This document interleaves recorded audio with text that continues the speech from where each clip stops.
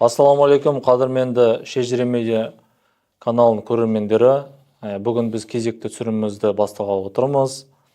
Алдыңғы түсірімде осы өзіміздің өңіріміздегі Жәңгір ханның өзінің бұйрығымен тағайындалған рулардың указной молдаларына байланысты солардың мешіттеріне тоқтаған болатынбыз.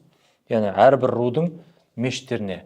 Енді қазіргі уақытта осы түсірілімді ары қарай жалғастыру мақсатында басқа да осы руларды айтқымыз келіп отыр. Ол рулар Алаша руының Майлысы және Тана руының мешіті, Әлім бірлестігінің Кете руларының мешітіне байланысты солардың тұрмыс жағдайы қалай болды, кімдерді тағайындады деген сияқты осындай бір рухани қазір түсірілімімізді түсіргелі отырмыз. Енді өзіміздің осы шежіре тану, өлке тану мәселесінде маманымыз, былайша айтқанда, Мұратбек Каспиұлы Жақатов ағамыз, қош келдіңіз. Енді жалпы айтып отырық қой, кезінде сол Жәңгір хан осы указной молдаларды әрбір руларды тағайындап, соларға мешіттерін реттестіріп, сол жерде мешіттенді бірталай функцияны атқарды ғой. Ол жерде тек қана діни тұрғыдан да емес, барлық манаға осы адамға керекті дүниелердің барлығын жасады. Енді осы жерде бана айтып өткен Алашаның малайының мешіті, сол жердегі молдасы тағайындалған жай-күйі қалай болды, соны айтып берсеңіз. Енді Алаша руының малай тайпасы деген бұл Сары Алашаға жатады. Сары Алаша деген рудың ішінде үлкен бір тайпа бар, Сары тайпасы. Ақберлі, Тоқберлі деп бөлінген Алаша, Ақберлісіне атымызбен барамық. Сол атымыздан Сары Маймақ Айтымбет деп келеді, сол Сары Алаша дейді, осылар Сарыдан тарағанда. Олар Қожанберлі, Қожағұл, Малай деп үшке бөлінеді. Сол малайы өзі Ғайыпберлі, Қайперлі деп айтады енді. Қазақ тіліне аңғайлап. Ғайып деген көрінбей тұрған Алланың бергені деген, Құдай берген, Алла берген деген мағыналардағы ат есім. 99 есімнің бірі жаңағы ғайып деген Алланың көрінбеуі. Көрінбей тұрып сынап тұрған Алла Тағала біздің дініміздің бір ерекшелігі. Алла Тағаланың көрінбеуі. Ғайыпберлі, Ораз, Бектеміс, Тоғай деген 4 тайпаға бөлінген. 4 ауыл Малай Алашаның. Соның Байсары деген адамның баласы сол жерде молда болған. Өзінің аты жазылған жерде ылғи мөр соғады. Соның мөрдің тасасында қалып қояды. Өзінің атын біле алмадым сол. Байсары деген кісінің баласы болды. Малай Алашалардың тұрған жері қазір Бөкей Ордасы ауданы Бөрлі ауылдық округінің жерінде. Темірмасин деген совхоз болды. Көктөбе ауылдық округ деп атады бір кездерде. Қалған Темірмасин совхозының атымен әлгінге ішінде айтып жүреді. Бөрлі ауылы деп айтады көбінесе. Сол Бөрлі ауылының маңында. Сары Алашалардан да Құлұлы Балта деген молда Жәңгір ханның бұйрығымен указной молда болған. Мен кітабыма оны жазып едім. Құдай құл бөліміне деп жазыпты. Мұнда Балта Құлұлы деген 27 қыркүйек 1842 жылы Жәңгір ханның бұйрығымен 27 қыркүйекте молда болып бекіген. Осындай. Жалпы ол жерде сол мына осы Алашалардың ақпараттары бола ма? Мешітте қанша адам істеді, қаншасы наиб болды мысалы қазіргідей? Ол кезде бас имам, сосын наиб имам, көмекші, орынбасары болады. Және азаншы болады. Көбінесе 3 адам болады. Мешіттерде. Әйел жамағатына беретін әйел ұстаз бола ма ол кезде? Келе ме ондай ақпараттар? Ондай маған кездеспеді М, ер адамға. мгм. Сабақ береді осы кісілер. Енді кейбір жерлерде үлкендеу қала болып есептеледі. Ол кезде енді орда, жаңа қала деген жерлер. Сол жерлерде ұстаздар көп болды енді. Әрбір пәндерден беретін мұғалімдер, ұстаздар болды. Мгм. Енді мына Жаңғыр ханның қауымында, Жаңғыр ханның жатқан жеріне алдыңғы жағынан келгенде бір оң жақ тарапта бір молданың несі бар, ұстаз қолпытасы бар. Ол Масқа руының Саркүшік деген тайпасынан. Сол Саркүшіктің бір баласы Арал, оның бір баласы Аралдың ұлы Исмаил, Исмаилдың ұлы Сатқан деген. Сол Сатқанның баласы Жаңгенже деген. Жаңгенже деген кісінің қолпытасына төрт жағына жазыпты. Мына жанынан былай айналдырып келіп, мына жағын аяқтағанда алдына арт жағына жазыпты. Сонда қай пәннен сабақ бергені үшін жазған ғой. Құлпытасқа. Иә, құлпытасына. Орданың медресесінде сабақ берген екен Жаңгенже. Байгенже, Сарыбай деген бауырларының аттарымен жерлер аталады. Мына Жуалы мен Ұялы ауылының ортасында. Енді көп ағайындары, әкесі, атасы барлығы мына неде жатыр. Сол Байсеңгір деген қауымда Орда ауданы, Бөкей Ордасы ауданының жерінде тек Жаңғалы ауданы сәл тек бітіп, Жуалойдың ауылының шекарасы бітіп, Бөкей Ордасы ауданы тек кіре бергенде тек жатыр. Салық деген елді мекеннің қасында. Сонда бұл кісінің әкесі Сатқан 10 жыл старшина болды деп жазыпты.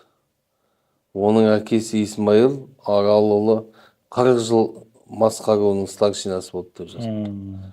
Және ана қандай пәннен сабақ бергенін бәрін жазыпты сол неге. Есіңізде қалды ма қызыққа сол қандай пәндер екен? Есімде қалмады. Бірақ сол Бар да. Қазыбек Құттымаратұлы аға екеуміз оқыдық. Оны сол Ордадағы музейге тапсырдық. ЕРСК деген қорға тапсырдық. Ағылшынша, орысша, қазақша 3 тілде шығарып береміз деген.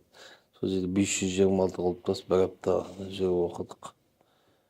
Хан зиратында әлі де көп бәрі көміп қалған құмның астына.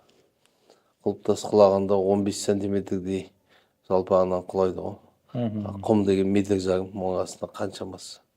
Жатыр дейсіз да? Көп тарих шығар еді. Енді басқа руларға өтсек, Тана руының мешіттерін айтсаңыз, молдаларын. Тана руы. Алғы салған Қалқаман, Қарғы салған Қараман, Құнанға келген Қарағаннан, Алпысы Асан, Бесауыл Бессары, Жетеуіл Жиенбет, Аңқылдаған Ақымбет деп айтылатын. Енді көп тараған осы әрбір жерде қосса Қалқаман Тана көп кездесетін жақта. Енді Тайпақ жерлерінде Базаршолан деген ауылдардың маңдарында Жиенбет Тана көп кездеседі. Сондай енді ауқатты тұрған, тіпті бүкіл елді асыраған молдалар да болған. Мына Айсарұлы Дәулетияр деген молла қазіргі Ақжайық ауданына жата ма? Тайпақтың Өленді деген ауылдық округіне жататын болар енді.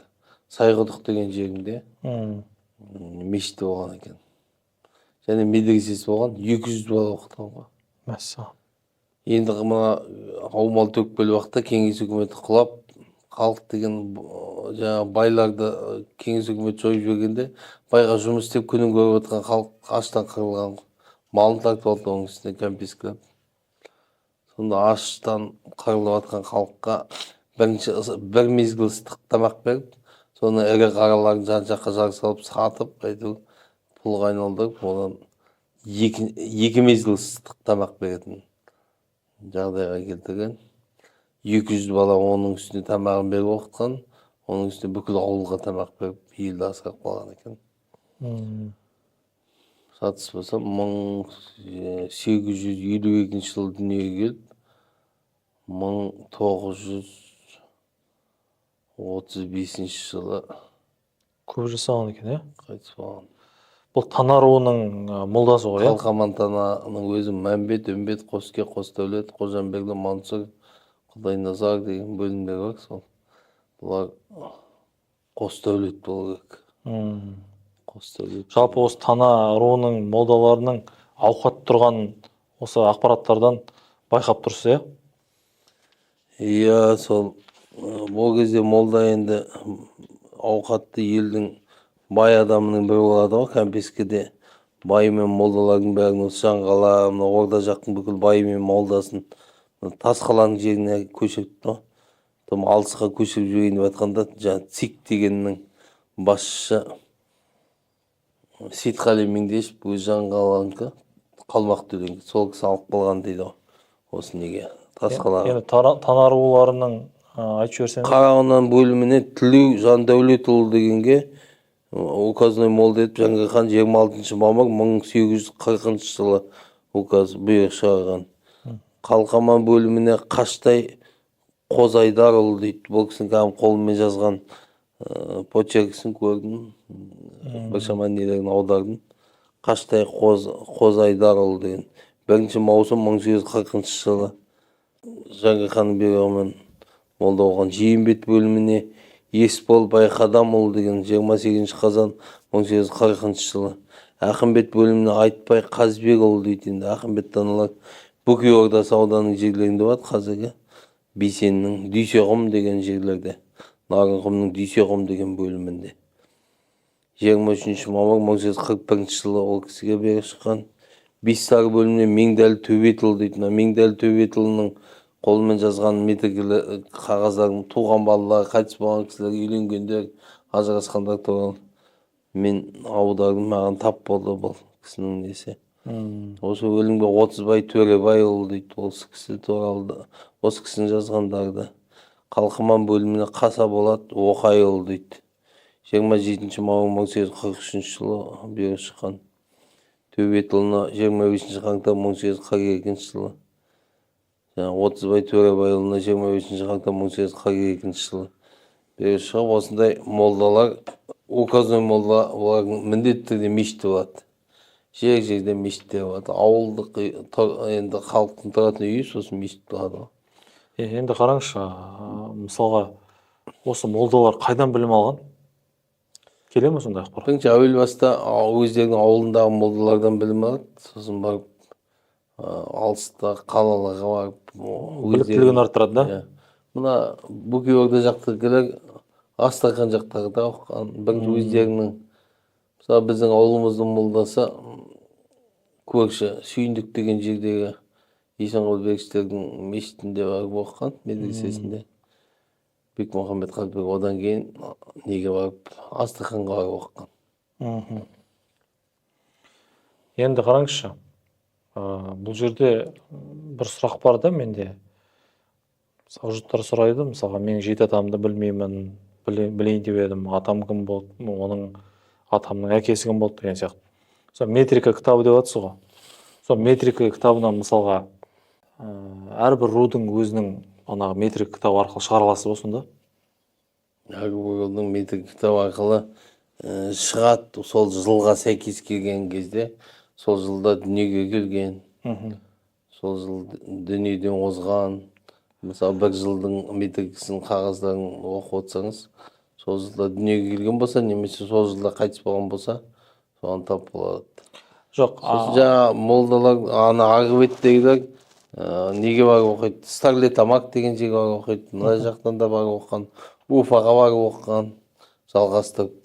4 деңгейлі медресе, ең жоғарғысы медресе Ғалия деген 4-ші деңгей деп, жаңа Бейсенжан Екешев, Мағжан Жұмабаев бар. Уфаға барып оқыпты дейді жоғарғысын.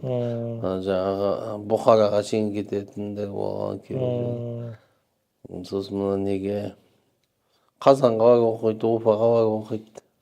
Сол мысалға Орынборда. метриканың ақпараттарын сіз қайдан аласыз?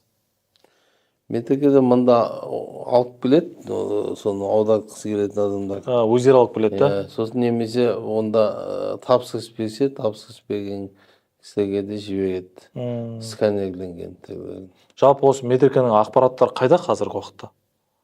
Бір жерде архивте сақталып тұр ма? Бір сайттарда бар, оны алынбай тек қарайтын, оқи алатын. Енді алынғандар өлкетану музейінде, тарих және археология орталығында Болады да. Жантас Нәбиұлы Сафуллин деген кісіде көбіне бар.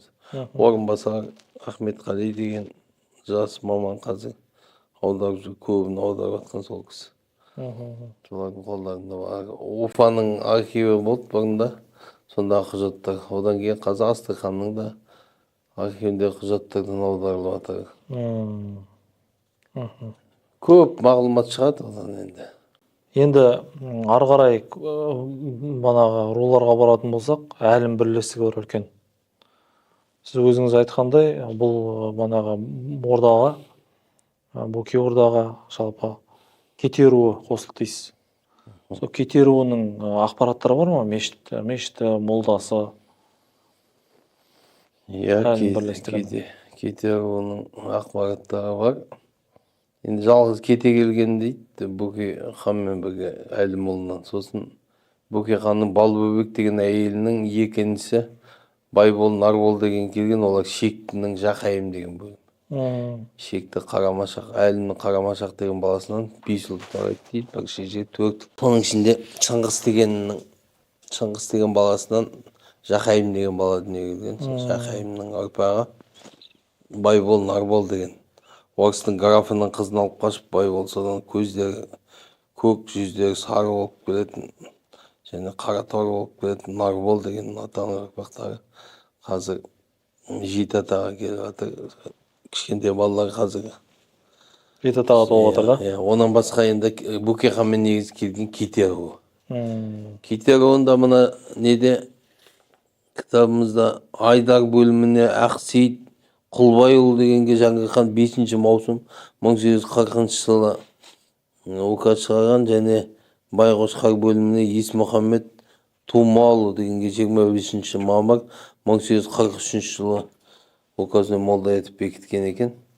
Енді біздер әкемнің әжесі Үказ Қайнаға деп атаған Рахметолла Жұбатырұлы деген молда болған екен.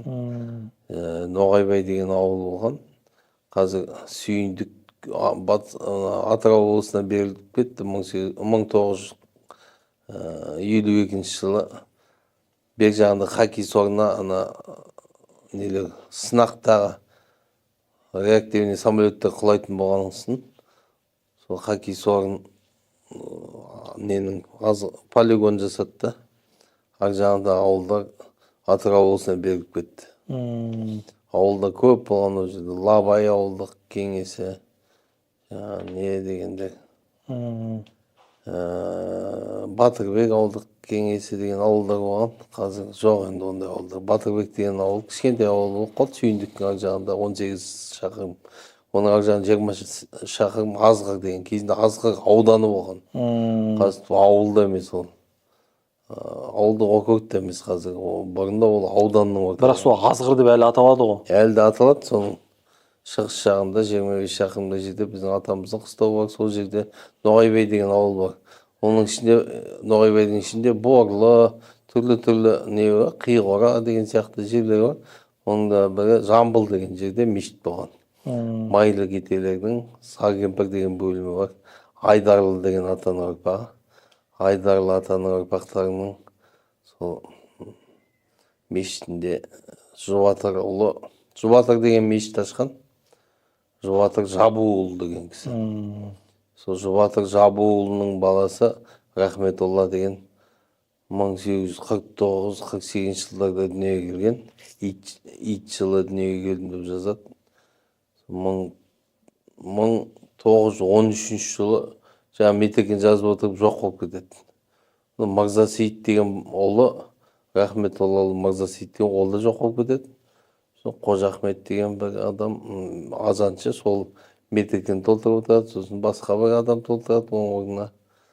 Бұл кісі 1913 жылы қайда жоқ болып кетті екен деп ойлап жүрсек, Соңынан Мырзасейіт деген баласы жаңағы неге толтырады осындай 1913 жылы Меккеде қайтыс болып Жәннәтул Мұғалла деген кәдімгі Қағбаның қасында тұрған үлкен қауымға жерленді деп. 63 жасында. Мұхаммед саллаллаху алейхи вассалам, Абу Бакр, Омар радиаллаху олардың жасында 63 жасында ол да миладимен 63 жасында Қажылыққа барып тұр ғой сонда да. қажылыққа барыпты, және сол жерде қайтыс болған пайғамбарымыз саллаллаху алейхи вассалам хадисінде кім қажылыққа барып сол жолда қайтыс болып кететін болса, қияметке шейінгі бүкіл қажылардың сауабы сол кісіге жазылады деген ғой. Бүкіл қажылардың сауабы. Әрбір қабыл болған қажылықтың сыйы тек қана жәннат деп тұрғанда ол қаншама сауап. Және Меккенің өзінде қалыпты ол кісі. Және Жәннәтул Мұғалла деген кәдімгі өте белгілі Жәннәтул Бақи, Жәннәтул Мұғалла деген Мәдинадағы мен Меккедегі үлкен қауым ғой, дәл қасындағы Әл-Харам мешіттерінің. Сол жерге жерленіп тұр ғой атамыз. Ол кісі енді фамилиясы деген графаға атасы мен әжесінің ат жөндерін жазып жүрген. Өте пайдалы болды біздер үшін. Өйткені әкесі мен анасы ғана емес, дүниеге келген баланың метрикісіне әкесі мен анасы ғана емес, атасы мен әкесін атасы деп жазады ол заманда, қазіргіше атасын бабасы деп жазады. Сосын мамасы деп жазыпты. Мамасы деген. Мамасы деп жазған. Анасы, сосын әжесінің орнына мамасы деп жазыпты. Бабасы, мамасы. Мен бірінші бұлдыраған нені 15-ші жылы, 2015 жылы бұлдыраған бір фотоға түсіргенді алып аударғанда көрінбей ғаммасы деп аударғам. Ғаммасы деген бар, енді арабшада мамасы болмас деп. Бұлдыр көрінбейді. Биыл қайтадан аударып Мамасы деп тұр да? Онда мамасы деп тұр екен. Түсінікті? Медикада мешіттердің неше ауыл жатады бұл неге? Мысалы, Рахметулла қажының ауылы Жамбыл деген жер. Жамбыл деген елді мекен. Оған қатысты Қонай ауылы және Сатыбалды ауылы және Хажы Харамайн Аман ауылы деп жазыпты. Бастапқы кездерде Аман ауыл деп жазады. Кейіннен Хаж әл-Харамайн Аман ауыл деп жазады. Аман деген біздің атамыз. Аманның басы Сақау, Сақаудың баласы Қаржаубай, Қаржаубайдың басы Мырзабай, Мырзабайдың басы Жанғали, Жахат деп атап кеткен, фамилиямыз Жахат. Жанғали ма? Оның басы Қаспиолла, Алла маған жеткілікті деген. Каспий деп, содан паспортқа орысша Каспий деп, теңіздің аты ма, банктың аты ма деп қатал алмай деген. Енді соның баласымен қойды. Сонда ал Хаж әл-Харамайн деп жазыпты. Ол кісі де сол заманда бірінші басындағы жазуларда жоқ. Соны қажыға барып келгесін. Аман есен келіп Хаж әл-Харамайн деп жазып тұр деп ойлаймыз. Сатыбалды деген Айдар кетенің ішінде бар, және Шәнтік кетенің ішінде бар екен. Екеуінің қайсы екенін таба алмай жүрмін. Енді Төлейдің бәйбішесін алда берген, екінші әйелінен 5 бала, 5 бата кетті дейді. Үшінші әйелден 3 бала. Айдарлы Қосай Шәнтік деген. Айдардың әйелі татардың қызы Сара деген болып, ұзақ жыл өмір сүріп, Саркемпірдің ауылы атанып кеткен ғой. Айдарлы атаның ұрпақтары, сосын Қосай Шәнтік деген. Сол Шәнтіктің ішінде бір Сатыбалды бар. Айдар кете деген үлкен тайпа ғой Айдар. Сол Айдардың ішінде бір Сатыбалды бар. Және оларды Коминтерн деген колхозда жаңағы Ноғайбайдың мына Бейсеннің Жамбыл деген колхозына әкеліп қосып, Жетібай Жамбылға. Сол жерде олар Сатыбалды ауылы деген сөз күні кешегі үшін айтылған. Бұлар Сатыбалды ауылының адамдары деп айтады екен. Оны басқа рудың адамдары қазір айтады. Біз сөйтіп Сатыбалды ауылы деп айтатындарын естідік деп.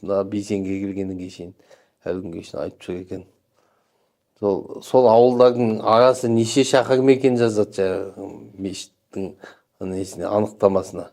Және 1300-дей әйел адам, 1500-дей ер адам деп сөйтіп.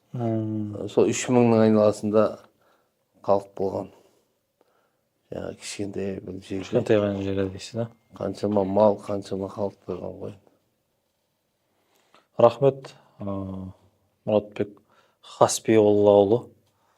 Көп рахмет. Енді уақыт таяп қалды. Алдағы уақытта тағы да түсіре жатамыз.